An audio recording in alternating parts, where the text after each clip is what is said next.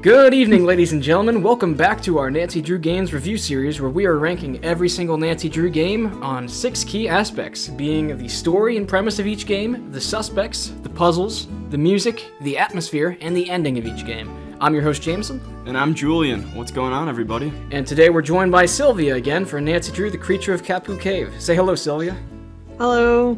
Nancy Drew, Creature of Kapu Cave is the 15th installment in the Nancy Drew Her Interactive video game series, coming out in 2006. This one, in my opinion, has very mixed reviews in the community, all across the board. I've seen people who actually say this is their favorite game, and people who go as far as to call it the absolute worst game. It is possibly the widest spectrum of a Nancy Drew game. No, I don't really stand this game or anything, but from my understanding is I like it much more than Sylvia. Sylvia, is there anything you want to say to just like summarize your opinions of the game going into this? I wish that there was more substance to the game and that there was less chores, and specifically chores that kind of dunk on you as the player. Okay, very fair. That is fair, yeah. Now, something very clear to get out there is that Her Interactive, for whatever reason, specifically in the teens, they were very focused on Nancy traveling to every single corner of the world for each mystery. Yeah, it's kind of started, I guess, with Blackmore Manor, and I feel like they did a good job with that one. And then they went to Paris in Game 14, and that was okay. I actually know it wasn't, but but then in Game 15, right after that, they go to Hawaii, and then they're off to Canada, and then they go to New Orleans, which that was a good one. I really liked the New Orleans game. But when you think about everywhere in the world, they absolutely needed this tropical game. It didn't have to be Hawaii per se, but I think it worked well and it has its place, at least setting-wise. But a lot of people, I don't see many people going up in arms about the setting. More people, they're more triggered per se about the puzzles. I don't know. Yeah. Puzzles, gameplay, there's a couple quirks out there we need to talk about. So not so much puzzles, but just straight up chores. Right. I like the chores in Shadow Ranch, because you only had to do them 3 times. Mm-hmm. This one, fishing? Come on. You know, when it comes down to it, this isn't really that long of a game. Julian and I beat it with like, in a little under 3 hours, I think, with almost no spoilers. But it's a... Except for the frass. Oh yeah, the freaking frass. We'll get to that. Anyhow. Yeah. I'll jump in and take the premise, and then we'll just get things rolling from there. Can I have the premise? Yeah, sure. Thanks. Okay. So, story of this game is that Nancy Drew is receiving an internship to go out for a almost paid vacation to the Hawaiian jungles to work with an entomologist, which is a bug doctor, for those of you who don't know, Dr. Quigley Kim, who's just this nasally, kind of introvert woman who lives out in the jungle with her closest insect friends and does all sorts of studies on them that the game tries to make interesting, but ultimately fails at. And then some parts it just tries to just laugh with you like, yup, this is boring. More like laughing at you. But anyhow, that is only half the game. This is one of 3 games in the franchise after Last Train to Blooming Canyon to feature the Hardy Boys, where Nancy arrives at Big Island Mike's immersion excursion, the so-called vacation tailor, who has her go out and look for some seashells on the beach to help to get her an idea of how to do a vacation sort of thing, where she runs into Frank and Joe Hardy, and they explain that they're there doing some due diligence for a potential investor. From what I understand is that Big Island Mike's got this daughter named Pua, who's a huge surf girl, and she's still in her teens and everything, and Frank and Joe have been hired by some investor who wants a full investigation of the Mapus because he's considering using Pua in his new ad campaign, and as Joe says, he wants to make sure there aren't any skeletons rattling about in the Mapu closet. I believe the investor's name is Richard Atkins or something, but anyhow, basically, Frank and Joe are getting paid to learn to surf with a surfer girl in Hawaii and vacation with her, while Nancy is picking up bugs in the jungle for free. And then something outside of the immediate mystery, something very relevant to the plot, is that the pineapple crop that is what this place in Hawaii is known for, it is being absolutely destroyed by bugs, and it kind of ties into Dr. Quigley Kim's research because obviously she's an entomologist, but a lot of the Hawaiian people, they believe that the legend of Kaneokala has come back to life because a research facility that is placed here in Hawaii, they think that there's a correlation between this research facility that's popped up in Hawaii and the destruction of the pineapple crops. And because of that, Kaneokala has come back in the form of taking earthquakes all over Hawaii to show that he's upset with this.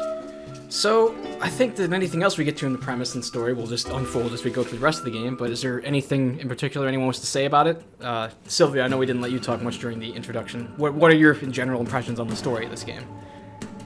I think the story, it's not bad, per se. It's certainly interesting, and it's not too far out of reality. But I think this game, it doesn't know when to just rein it in just a little bit, just keep it a little more serious.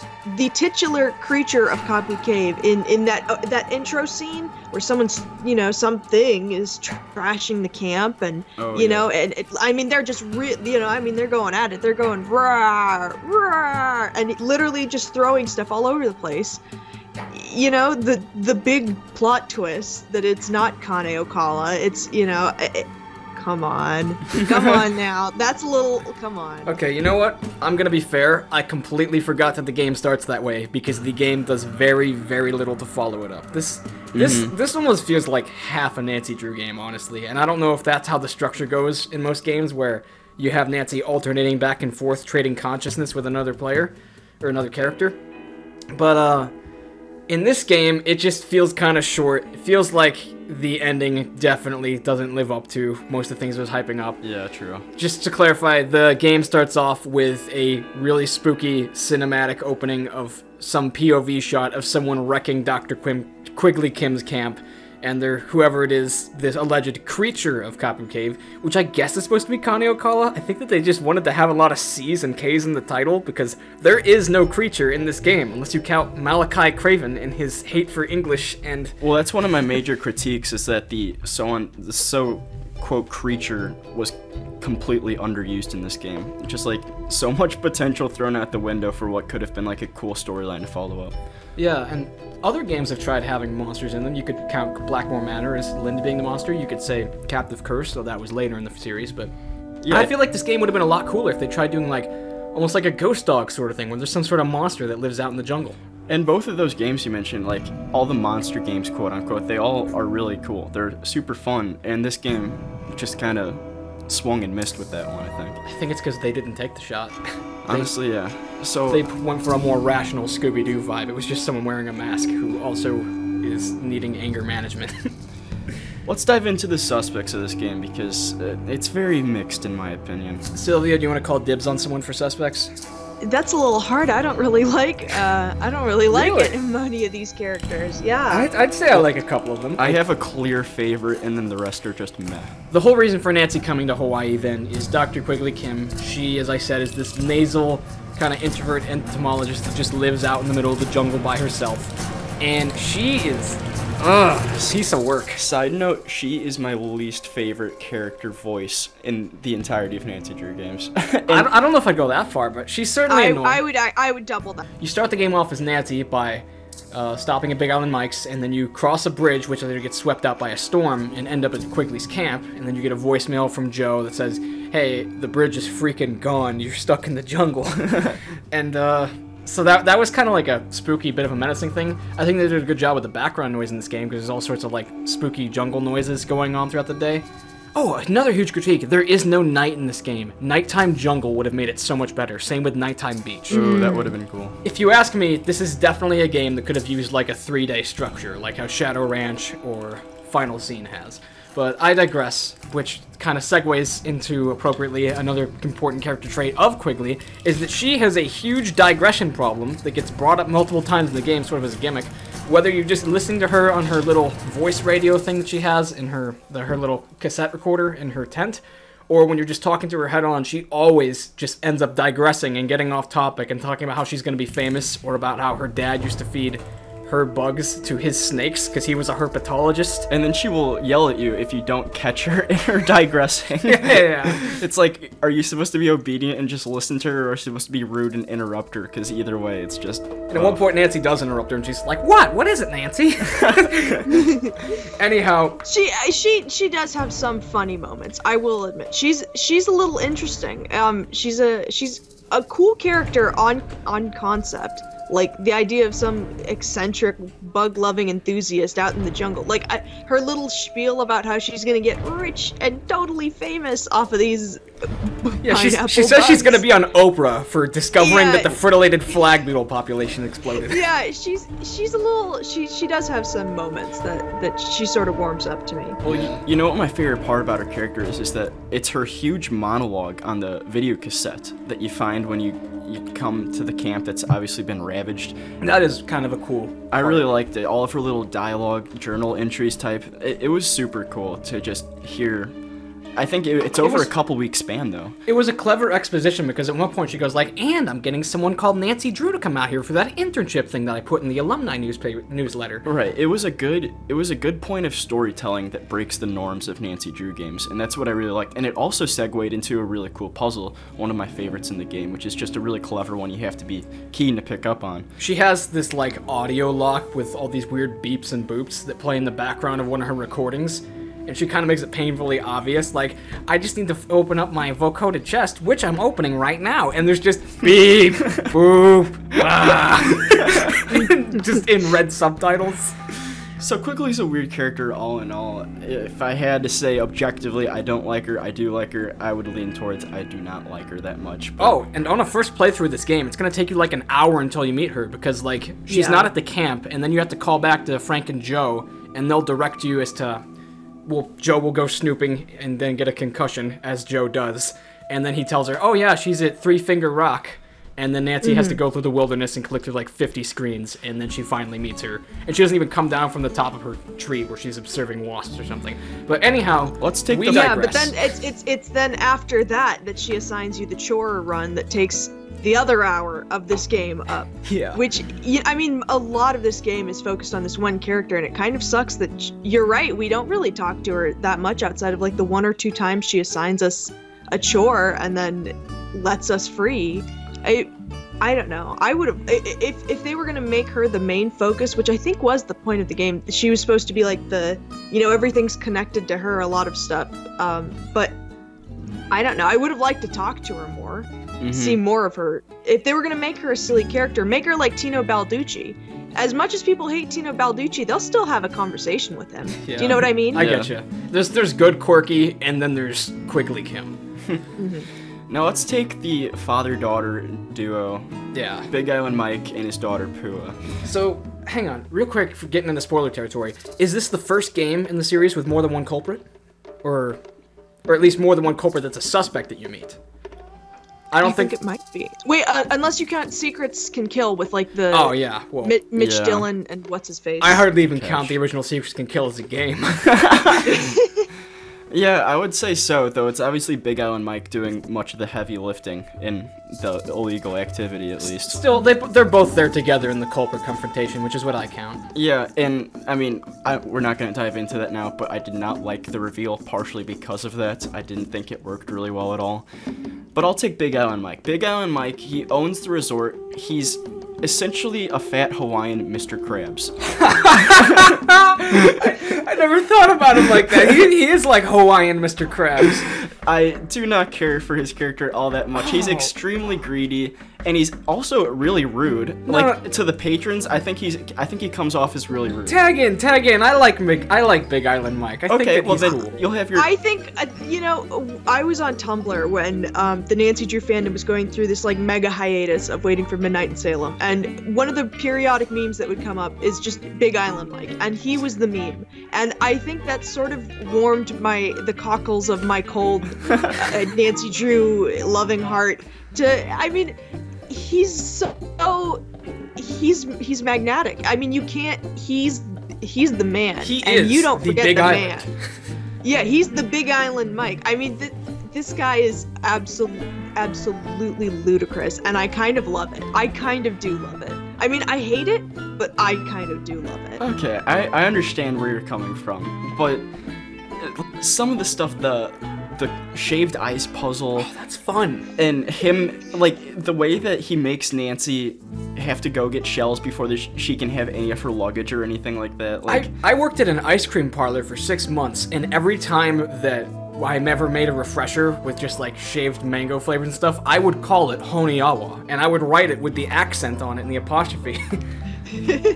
Well, okay, I'm not disputing that some of his puzzles are bad. In fact, I think a lot of it adds to the atmosphere of the game. It's a bunch of classic Hawaiian activities, but I think it was more or less bad story writing on Her Interactive's part, as every single puzzle was initiated by, oh, it's Big Island Mike again, and he's in a bad mood, and he's sassy, he wants you to do something for him. It would have been better if they were initiated in some other way, I think, but that's just my take. Or, you know what, and I think this is a fair critique of the game, I would have liked to see the, like all the stuff at Big Island Mike's stuff, like, done for the love of it. Do you know what I mean? Like, put a little extra polish into that fishing puzzle. You know, people might have liked it if it was... People like the fishing game in White Wolf of Icicle Creek, because you've got, like, bombs and stuff, you know? There's, like, something fun to do while you're fishing. You don't just have to wait for a single little red dot to go into the water. If it was, like, making a necklace and then you got to keep it, like, you got to equip it, like in, like, the Phantom of Venice, where you could just sort of click it and it's, quote, quote, on your character, like, that would have been cool, but instead you have to sell them back to Big Island Mike for Big Island. Now, on the contrary, I like Pua much more. I think she's a much more believable character, and I like a lot of her dialogue. She's my second favorite character. We'll get into Malachi later, but I mean, Pua, I kind of have, like, when I think of Pua, I kind of think of innocence, because when you think about it, she really was kept out of the bigger picture between what Big Island Mike was doing, and I don't think that we can hold the end game against her, because she's a really interesting character in that sense. Her dad was kind of doing all the heavy lifting that made her kind of like an outcast in the whole operation. I think the conversations between Joe and Pua are... Yeah, they're hey, what happened to your dead mom? Oh, that must have sucked. Like, Joe, please. We'll touch more on Big Island and Pua as we go on. Personally, I like Big Island more than Pua. I just think he's got charm, he's got style. I also like Pua's character model. He's rocking that classic Hawaiian shirt. But, I think, Julian, you can go ahead and get into your favorite character then. So, Dr. Malachi Craven is the plant specialist. He runs the facility here on the island that's... According to the Healy, he runs the Healy facility here on the island, which, according to the mainlanders, is the huge problem in why the pineapple crops are dying and why Kaneokala is mad and all this stuff. According to the mainlanders, Dr. Malachi Craven is the head of all of these problems. Yeah, a year ago, the Healy became super secretive and shut their doors about everything that's going on in their facility, and then the next year the pineapple harvest failed, so everyone immediately started blaming the Healy. So, spoiler alert, what they are actually doing is, I just think it's kind of interesting, they're trying to synthesize some sort of a pill that would allow you to have sunblock in pill form. So you wouldn't have to put it on your skin, you just take the pill and then, like, you're instantly UV immune or something, I don't know. Yeah, that's an interesting... Wow. Yeah, it's referenced really late in the endgame, but that's a really cool route that Her Interactive took. I liked Dr. Malachi's premise that he's, like, potentially the most hated man in Hawaii, and his character and his charisma entirely back that up. I mean, we're talking about a man with an ego. Dr. Cravenly is just wild. He's super cool, super loud, he's super bold, he's demanding, and I really liked it. I don't know, he just put off a really cool sense to me. You wanna know something that I think is brilliant foreshadowing in this game? At one point, Mr. Fighterman, who is just some anonymous employee at the place, he gets a phone call about how the guy messed up some sort of seedlings and now they're ruined or something. And I mean, he really seriously loses it on this guy on the phone. I mean, you hear, like, his desk getting turned over, you hear something breaking. Yeah, but I mean, and he's like roaring in anger. I mean, this guy is losing it. He's what nuts. I'm getting at, though, is that you hear him make the exact same roar, that you hear in the opening cutscene, and it's exactly the exact same audio bite that they use for the creature trashing Quigley's camp. And that's the first huge clue that he's the guy who did it. Well, I really like that eavesdropping phone call because it's like a cornerstone of his character. He's a hot-tempered dude under a lot of pressure, and he's super demanding. So, I don't know, like that phone call, in essence, just sums his character up entirely so well. Oh, and one more thing that's super important to know about him is that he has such a touching relationship with Nancy, where, like, he says that he has a niece back in the States, or back on the mainland, he's still in the States, who is, who Nancy reminds him of, but he says, unfortunately, her father, my brother, no longer see eye to eye, so I don't get to see her anymore. And he seems kind of like a sad old man sometimes, even though he is really angry all the time. But it doesn't help that in the first conversation that Nancy has with Dr. Malachi, she sort of almost gets caught breaking in, and he's interrogating her about where she found this key card, and she spins a story about how she's been following his work, and she's a huge fan, and how he's a brilliant but tortured scientist, and he's like, well, I do agree with the brilliant part, and then he sort of warms up to Nancy off this conversation. Yeah, and then forget about it. I'll bring it up in atmosphere. But otherwise, I think Kraven is easily the most exciting and fun character to talk to in the game. Well, he's the most dynamic too. Yeah, he's got the most flair, even if it's just being a grumpy old man who doesn't want to take his allergy pills because they make him super sleepy. All right, let's say we move on to puzzles now. Okay, we're finally moving into puzzles. Now, this game has one puzzle that's horrible, and that's the one thing that comes to mind. Brass puzzle, baby. Yeah, I'm bad at math. I'm gonna assume that a large fraction of the community is bad at math. Maybe not most of us. That's a bold assumption. I mean, a lot of people are bad at math, Julian. Yeah. But this puzzle is essentially just lots and lots of math with loose instructions. And when it comes to any puzzle in the series where... Well, explain what it is first. Okay, I don't even know how to explain what it is. Basically, you're going through 6 different samples of frass jars, which is basically just bug crap that's left over from eating certain specimens, like banana leaves or other stuff like that. And Nancy's going through it and like trying to count through what is frass, what is insect parts, what is seeds, and then sorting them out. And some of these things, like, you can't tell insect parts and seeds and frass from apart from each other sometimes.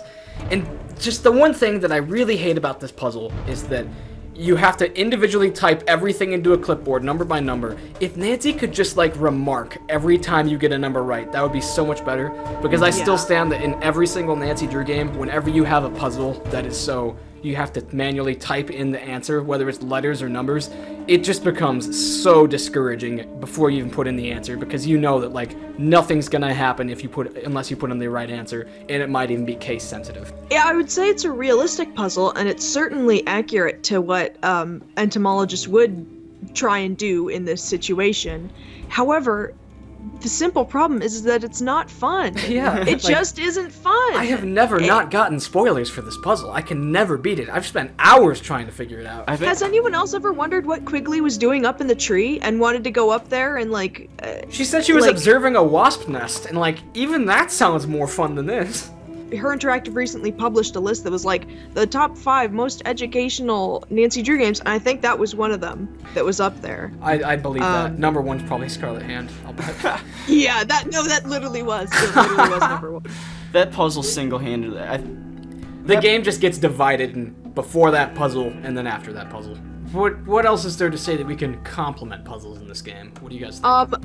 The diving puzzle, that was pretty fun. Okay, yeah. That was pretty The diving puzzle was like, it's kind of a few puzzles wrapped up in one, right? It was with all the Hawaiian symbols, and it was like an order that pertained to both Joe and Frank Hardy's game and Nancy's. Yeah. Well, Joe gets knocked out and put in the hospital with a concussion, like in the 30-minute mark of the game. Well, yeah, but that was an interesting way that their stories intertwine, you know? Yeah. I like how at one point you trade consciousness back to Frank, like, seconds after you're where Nancy was in the tunnels at the end, and it's just like, we were so close to seeing Nancy, guys, oh my god. Okay, and then another one of my favorite puzzles in this game, it's a pretty straightforward one, but you also have to think at the same time. It's the one that accesses the secret passageway, or the end game more or less. It's once Nancy enters the Kapu cave part, and it's 6 pictures that tell a story of a volcano erupting and sea turtles having to get out of the way. And you have to click these tiles in the order that the story tells, but you have to think about it from the perspective of the turtles and how they lay their eggs and flee and everything. And there's a little more to it than just clicking tiles in order. You actually have to kind of think about how the story's being told and what's most logical. And it should be noted that this is a puzzle where if you mess up, a boulder crushes you or something. Yeah, that's a cool addition to the puzzle as well. The end of this game had a lot of Indiana Jones vibes. It was all these, like, temple traps and cool booby traps and stuff. Okay, and I definitely would consider this a puzzle too, and if this is probably my favorite part of the game, escaping Dr. Craven's lab. Oh, I completely forgot about that. Yeah, that's a pretty intense sequence. That's a pretty intense sequence for any Nancy Drew game, honestly, and it was pretty unexpected in this one. Yeah. Does anyone want to give the background on how that works? So pretty much, I've played. Nancy has to remember that the name of the fired employee by Dr. Craven, and she has to go into the system, access his locker number, go into his locker that he wasn't able to move out of, and take his lab suit.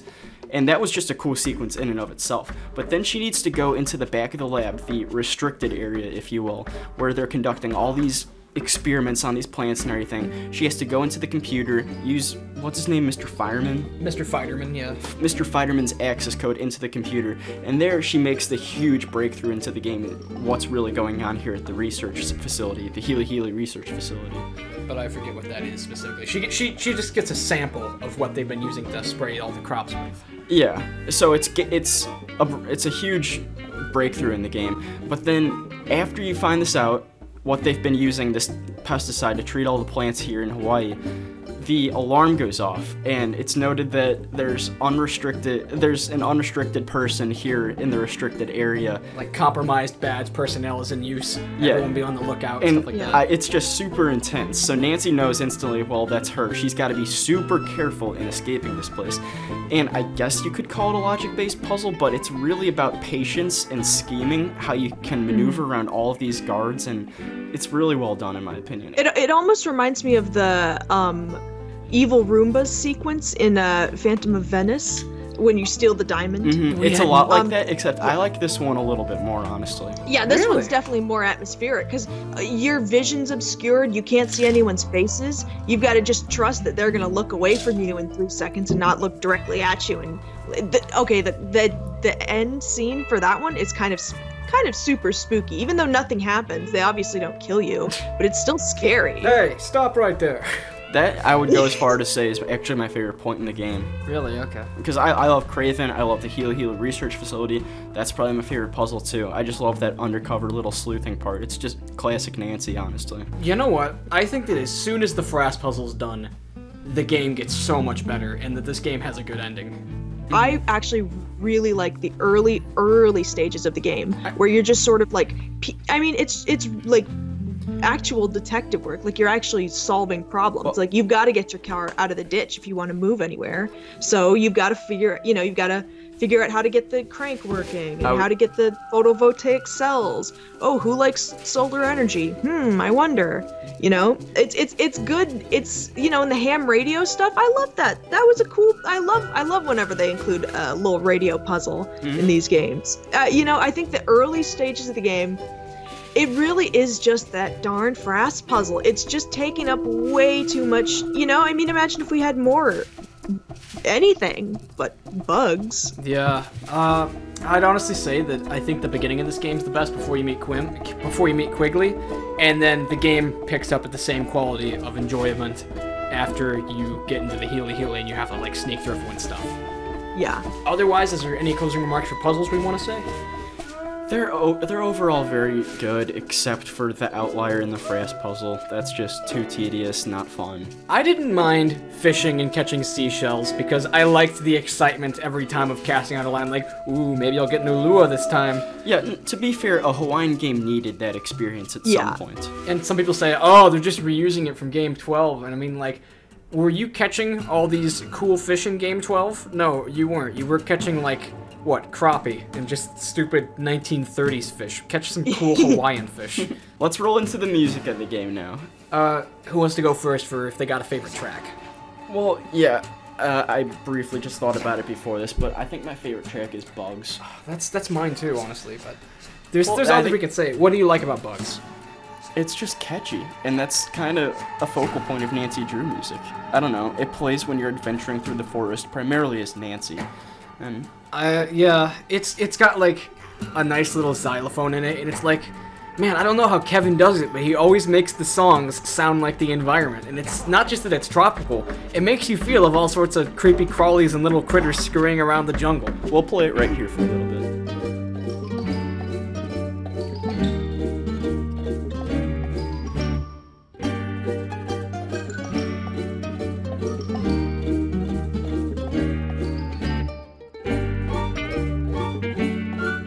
Otherwise, for notable tracks in this game, I really like the Aloha track, which is just the really chill one that plays when you're looking for seashells on the beach. Canopy is good too. It's another tropical one. Hits the nail right on the head. We'll play both of those back to back right here.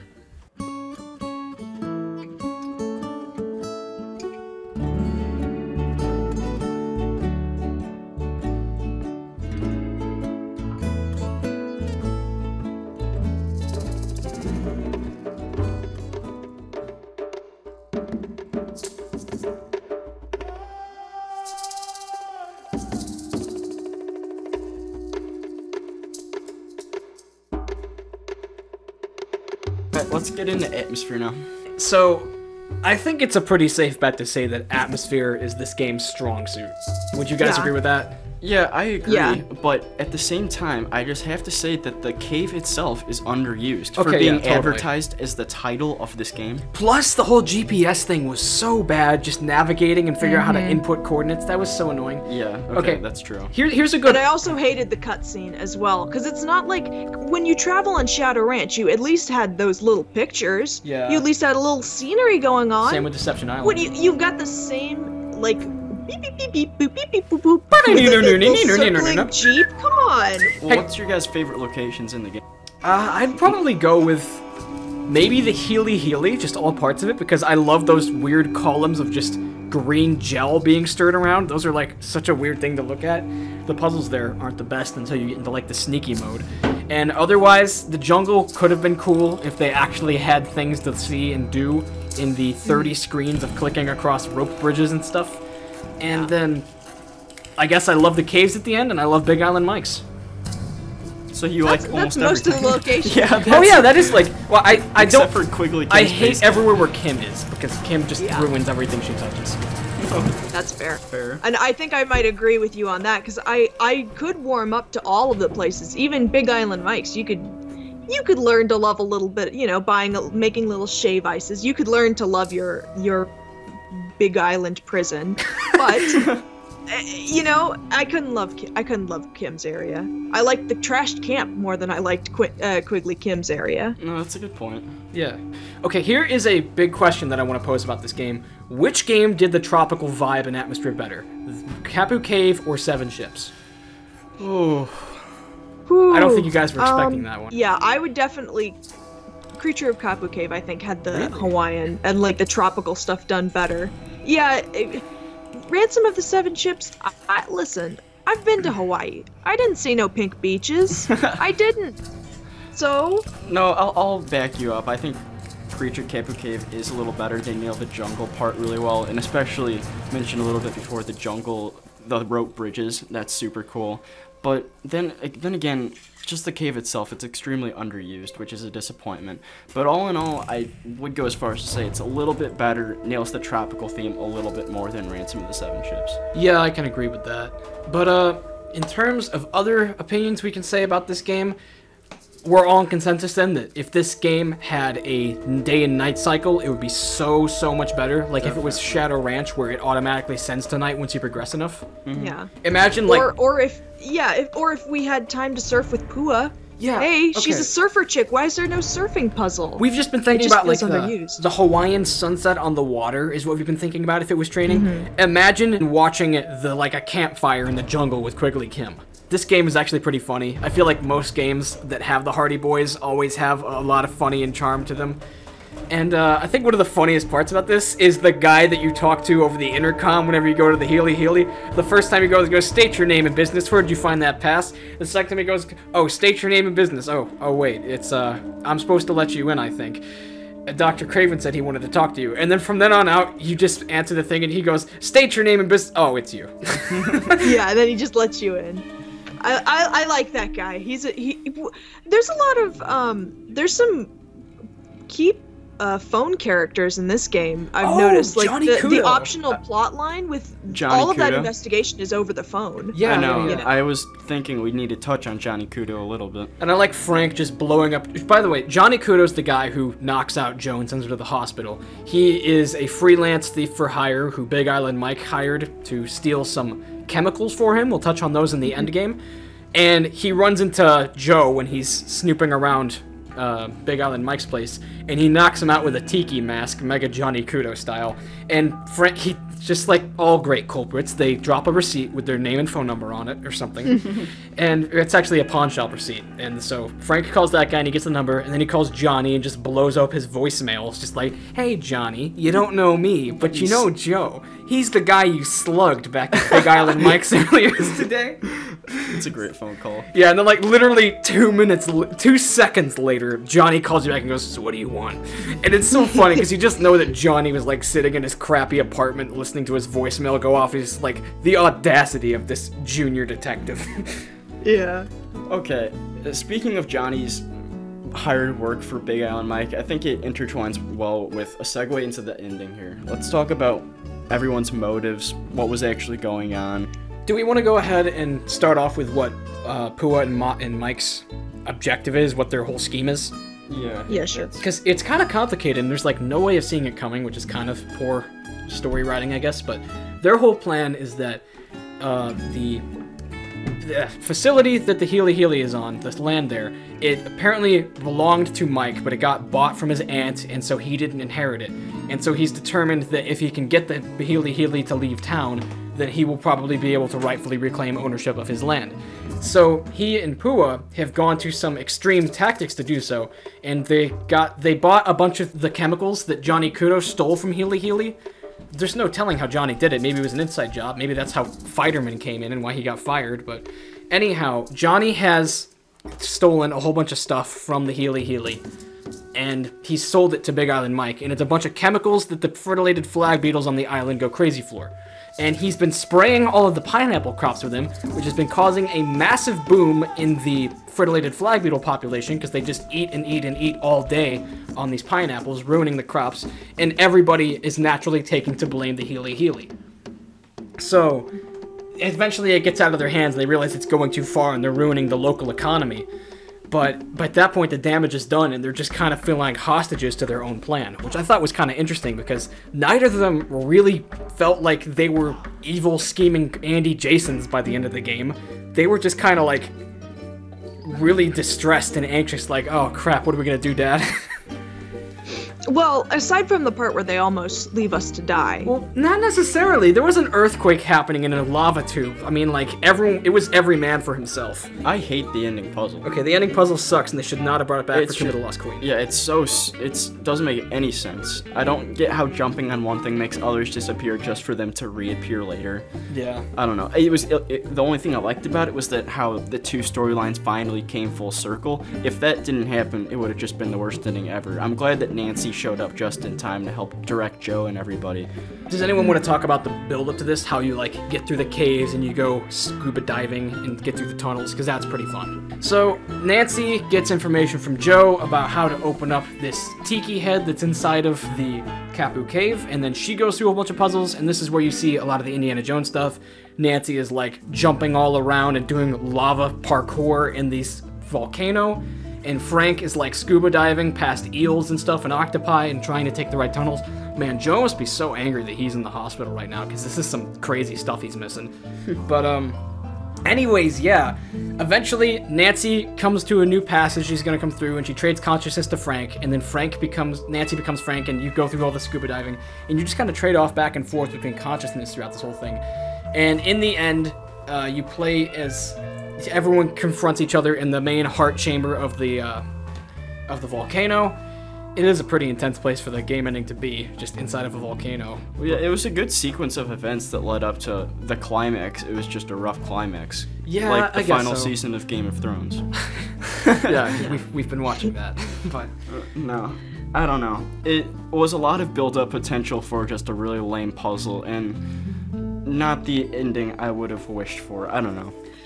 I think, okay, so when you guys explained the ending, I realized I had never really figured out what the grand plan and how the game all wrapped up, and B, I realized that it actually sounds pretty cool, but it just doesn't really... It's kind of hard to figure out on your own, you know, because there's not... It's like they tell you everything, but then they leave it up to you. You know, you've got, like, then you've got an endgame puzzle to try and fit everything plot-wise together. You're you're left trying to figure out the mystery yourself at the end of the game when it's already over. That's a totally valid criticism. I feel like a lot of the game does work to like show, hey, this is what's happening, and we kind of have a suspicion of who's doing it, but they never really give you the motive. You never really find out that Mike was next in line to inherit the land that the Healy's on, or anything like that. In terms of wrapping up the games, I don't think Pua faces any jail time, but her dad might. Her dad definitely faces some sort of penalty. Yeah. Overall, it's kind of an underwhelming ending. A lot of this game feels like it could have used work, and definitely a remaster, and just all the more new structure and everything. But otherwise, I think we're ready to head into the ratings section. So, real quick, I just want to go over this usual scale we do.